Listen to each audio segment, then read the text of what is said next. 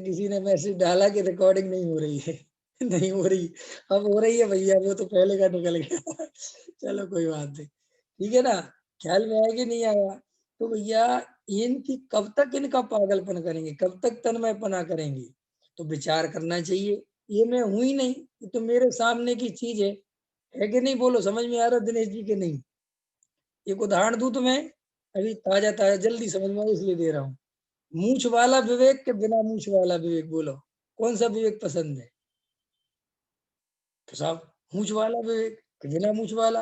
अब मूछ रखी तो अब विवेक सोच रहा मैं मूछ बढ़िया मूछ। आचार्य कहते हैं कि यही तो गलती है, ये तुम थोड़ी हो। ये तो अभी 1 मिनट में तुम चाहो तो साफ कर दो, काम खत्म हो जाए, है कि नहीं, और चाहो तो फिर रख लो। आचार्य भगवंत कहते हैं ऐसे इस शरीर में क्या पागलपन करना, इसका परिणमन तो अपनी गहराई से हो रहा है, चल रहा है, तुम क्यों परेशान हो रहे हो। ये कुछ नहीं रुकने वाले, इन परिणामों में इतना क्यों तन्मय हो रहे हो, क्यों इतना परिणामों में तन्मय हो जाते हो, क्यों बार बार उसी में एकाग्र करते। कुछ नहीं है, कोई भी परिणाम रुकने वाला नहीं है, चाहे किसी भी प्रकार का परिणाम क्यों ना हो। बोलो जल्दी, सिद्ध पर्याय रुकने वाली है। सिद्ध पर्याय कैसी है, शुद्ध है क्या शुद्ध, महेश जी बताओ, सिद्ध पर्याय शुद्ध है क्या शुद्ध। शुद्ध कितनी शुद्ध, 100% शुद्ध के 90%, 100% शुद्ध बराबर। तो जब 100% शुद्ध पर्याय नहीं टिक सकती एक समय से ज्यादा, तो ये अशुद्ध परिणाम कैसे टिक जाएगा, ये शरीर कैसे टिक जाएगा।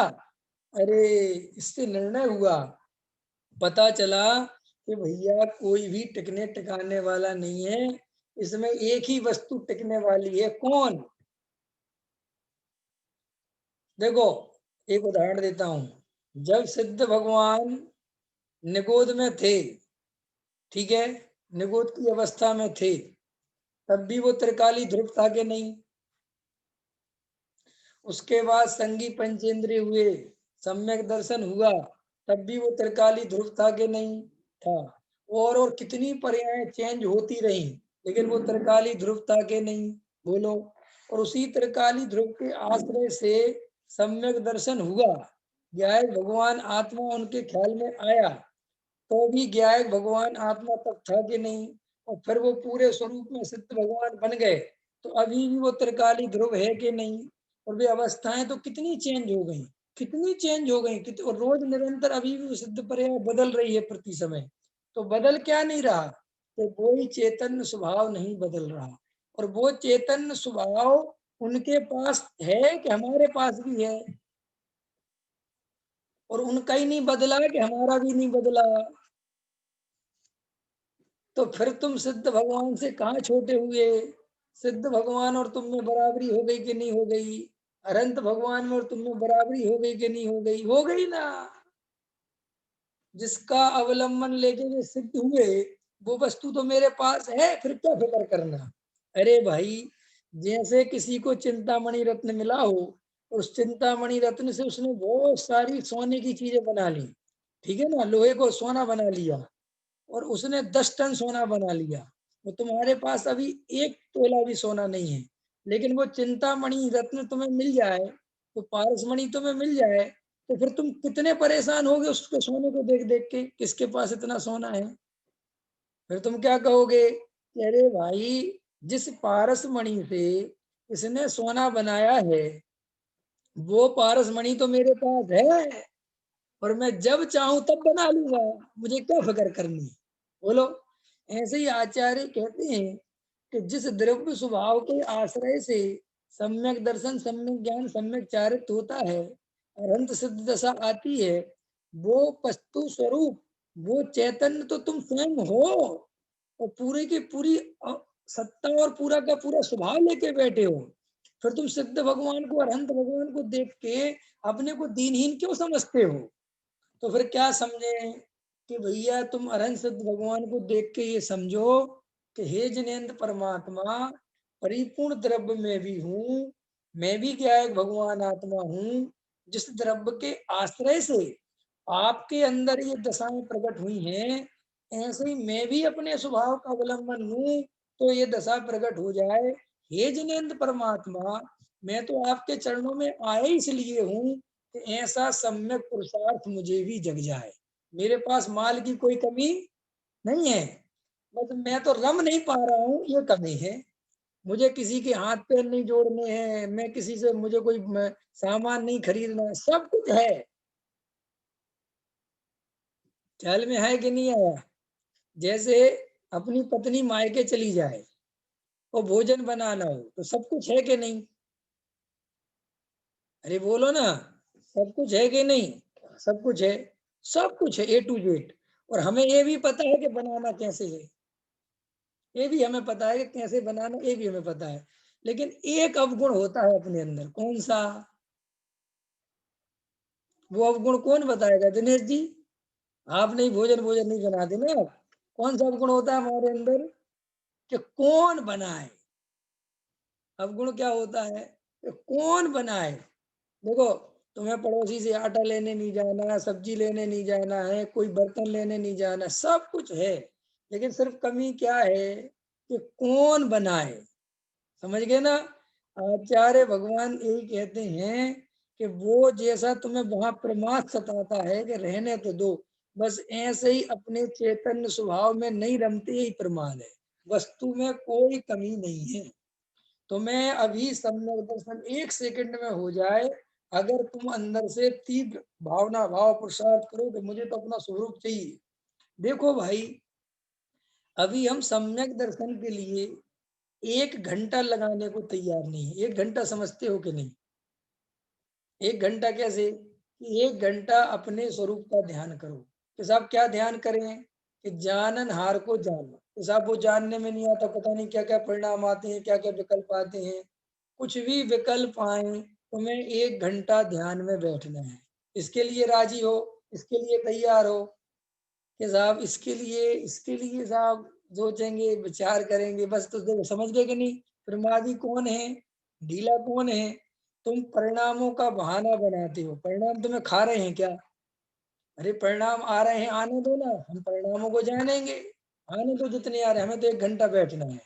देखो, मैं आपसे एक प्रश्न करता हूँ, प्रमोद जी, आपसे प्रश्न नहीं करता, फिर भी कर सकता हूँ, लेकिन आप मेरी तरह फैक्ट्री वाले हो, ग्राहक अपने पास आता नहीं, अपन को ग्राहक के पास जाना पड़ता है कि नहीं?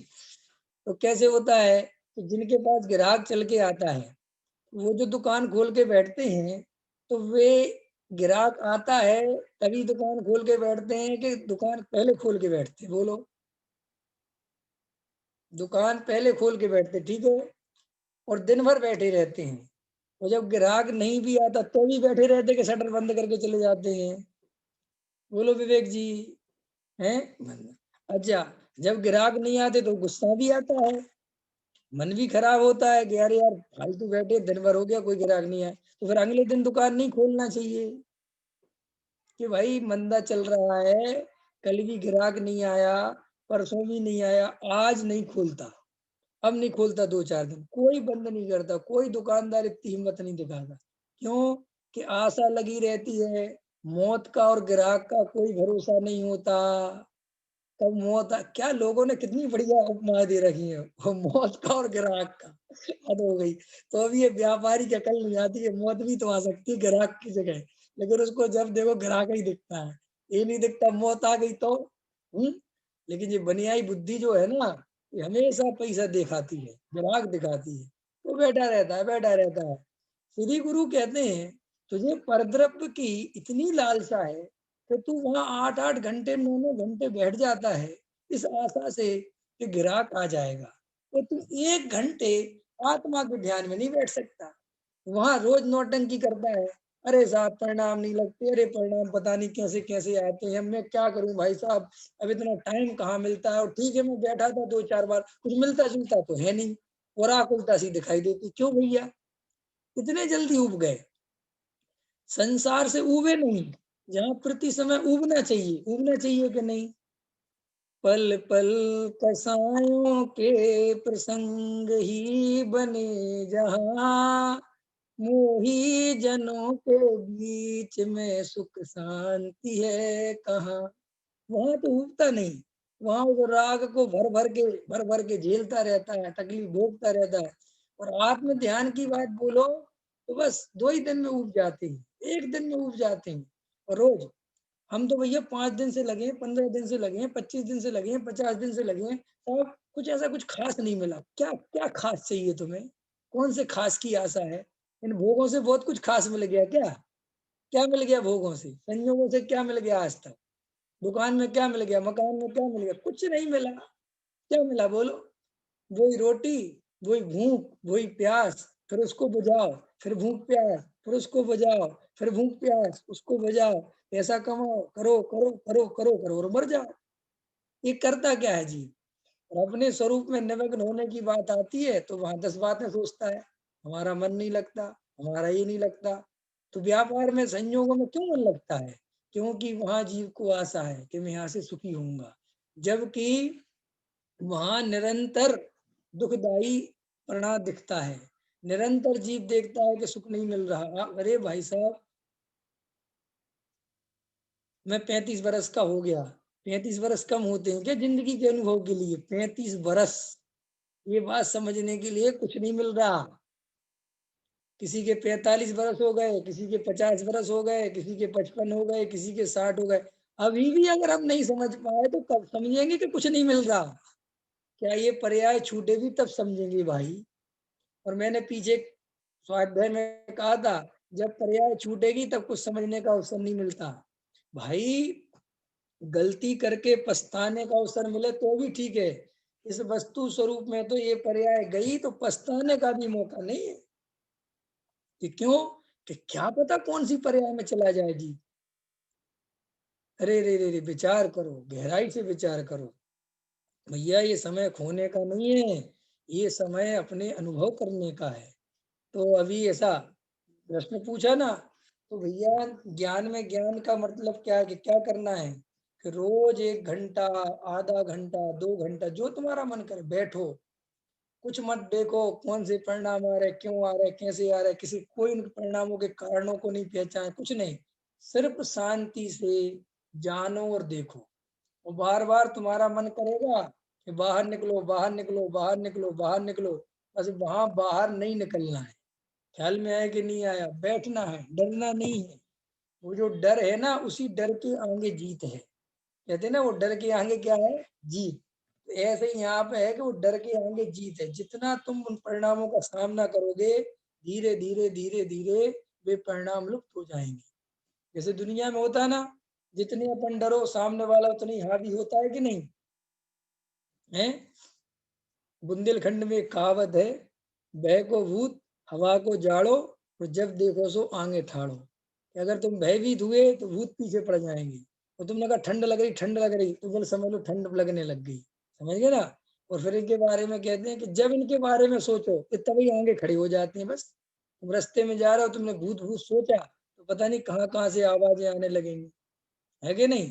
ऐसे तुमने ठंड ठंड करी तो बस ठंड लगने। ऐसे श्री गुरु कहते हैं कि तुम जितना डरोगे स्वरूप में जानो। इसलिए तो लोगों को क्या है कि उस डर से बचने के लिए क्रिया कांड में उलझे रहते हैं, कि उसका सामना नहीं करना पड़े। किसका? गायक का। कभी कभी होता है ना, हमें किसी से नजरें छुपानी होती हैं, तो वो आदमी सामने भी फंस रहा हो तो अपन ऐसे तो देखने लगते हैं कि इसका सामना नहीं करना पड़े। है कि नहीं? ऐसे करते हैं ना बहुत सारी चीजों में। है तो ऐसे श्री गुरु कहते हैं कि आप और हम सब इस ज्ञान स्वभाव से बचने का पूरा प्रयास करते हैं। और उसके लिए क्या करते हैं? धर्म के नाम पर, के धर्म भी हो जाए और स्वरूप का सामना भी नहीं करना पड़े। कैसे? भगवान के पास गए और बढ़िया बढ़िया 2 4 भक्ति बोली। है कि नहीं? अच्छी अच्छी वाली बोली, तू ही है तारण हारा रे, और तू ऐसा है और तू ऐसा है, और हमारा भाग खुल गए और हम मंदिर में आ गए, जिन मंदिर में आ गए, ये खुल गए, वो खुल गए। थोड़ा 2 4 पूजा पाठ भक्ति भगवान के यहाँ बोली, फिर घर पे आ गए तो भगवान से कह दिया, अब हमने कर लिया काम। शाम को गए, 2 4 भक्ति करी, या बीच में स्वाध्याय हो गया, बस पर में अटके रहते हैं। और 2 4 क्रियाएं बाहर की जड़ की, वो चैतन्य स्वभाव की ओर जाने का मन नहीं करता। सामायिक करने का बताया था नियम, उसमें नमोकार मंत्र की जाप लेके बैठ गए। वो नमोकार मंत्र की जाप को पूरा करना सामायिक समझता है जी। जबकि सामायिक का अर्थ ये नहीं होता। सामायिक माने होता है समता भाव से, राग द्वेष से रहित अपने ज्ञायक स्वभाव का अवलंबन लेना, इसका नाम सामायिक है। अब वो लेकिन क्या होता है कि जैसे कहते हैं ना कि आचार्य भगवंतों ने, अज्ञानी जनों ने तो उस जीव को अवलंबन देने के लिए कहा, और वो अवलंबन को ही सब कुछ समझ के बैठ गया। ख्याल में है? जैसे मंदिर, पूजा पाठ, ये सब क्या है? ये अवलंबन है।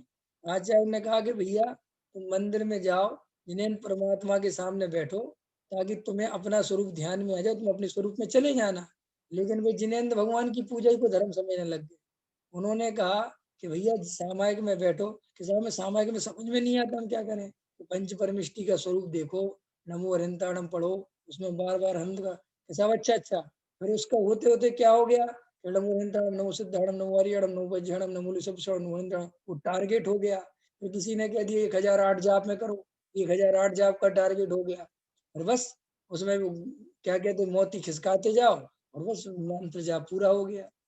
अब एक भी प्रयोजन की सिद्धि नहीं बचती। आचार्य कहते जिस प्रयोजन से जो काम अपन ने सोचा था वो बचे ही नहीं, ये तो उल्टा उल्टा हो गया। आपको पता है कि नहीं, लोक में हर जगह गलती होती है, यही तो होता है। जैसे देखो, घर घर में तुलसी लगाओ, तुलसी माता है, फिर वो अपने यहाँ पीपल का पेड़ लगाओ, और बहुत सारी बातें भारतीय संस्कृति में है। लेकिन वो सब धर्म के नाम पे ऐसी चली कि आप सब तुलसी तो लगा लो, लेकिन घर में तुलसी का पत्ता नहीं तोड़ सकते, वरना साहब उसका अपमान हो जाएगा, बड़ी पूजा करके तोड़। अब वो जिस अर्थ में, जिस प्रयोजन से वो चीज करी थी, वो प्रयोजन गायब हो गया, और उसके नाम पे वो धर्म हो गया। ऐसे ही एक आसन, ये सब जितने भी ब्रस्ती संयम आदि, इनका क्या प्रयोजन है? इनका एक चैतन्य का अनुभव में रमना, लगना, अपने ज्ञान की ओर दृष्टि ले जाना, ये प्रयोजन है इनका। अपने आप में थोड़ी कोई प्रयोजन है। कोई सम्मेद शिखर के पहाड़ चढ़ने से कोई प्रयोजन है? ये तुम्हें कोई सम्मेद शिखर का पहाड़ चढ़ाना था, इसलिए सम्मेद शिखर के पहाड़ की जो वंदना लिखी और उसका इतना महिमा करी है, वो इसलिए करी गई कि तुम एकांत में जाओगे, वहां वन जंगल में प्रकृति के बीच में रहोगे, और वहां पर अपना ध्यान लगाओगे आत्मा का। अब वो भैया बंधने को धर्म समझ लिया, तो पहाड़ को चढ़ने ही धर्म समझ लिया।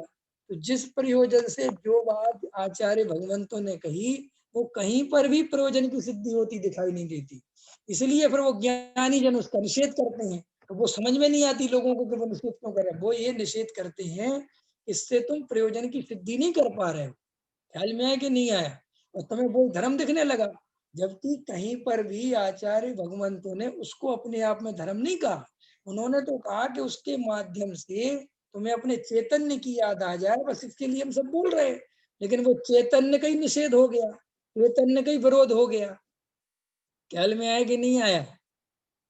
एक बारात में बाराती गए, बारात गई, ठीक है कि नहीं? तो बोले, लड़के से बोला कि तुम सामने मत आना, सामने मत आना, तुम्हारी तो शादी है, सामने मत आना, तुम पीछे रहना, पीछे रहना, हम लोग जाएंगे, हम लोग करेंगे, हम लोग करेंगे, हम लोग करेंगे। हाँ ठीक है, ठीक है, ठीक है। तो क्या हुआ कि कि पता चला कि दूल्हे को कमरे बंद करके ताला डाल दिया। ख्याल में कि नहीं, जिसकी शादी है।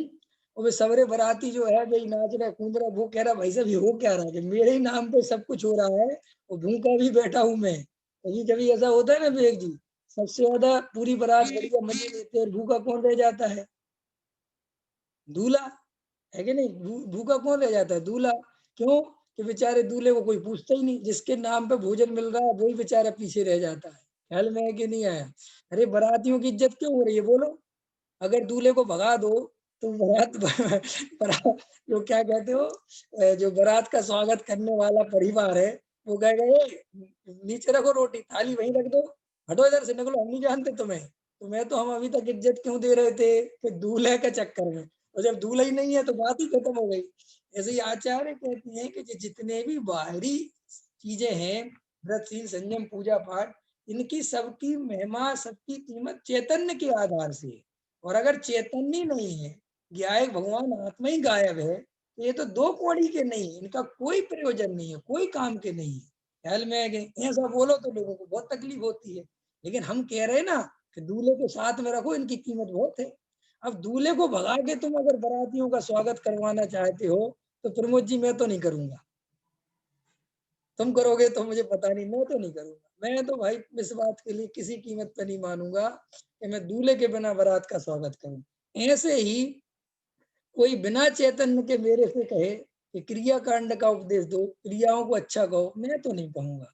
हाँ, तुम चैतन्य को साथ में रखो, तो फिर मेरे से जितनी तारीफ करवानी है मैं सबकी तारीफ करूंगा, लेकिन साथ में चैतन्य चाहिए, ज्ञान भगवान आत्मा चाहिए। फिर तो तुम्हारी हर बात के लिए मंजूर है कि नहीं? होता है कि नहीं?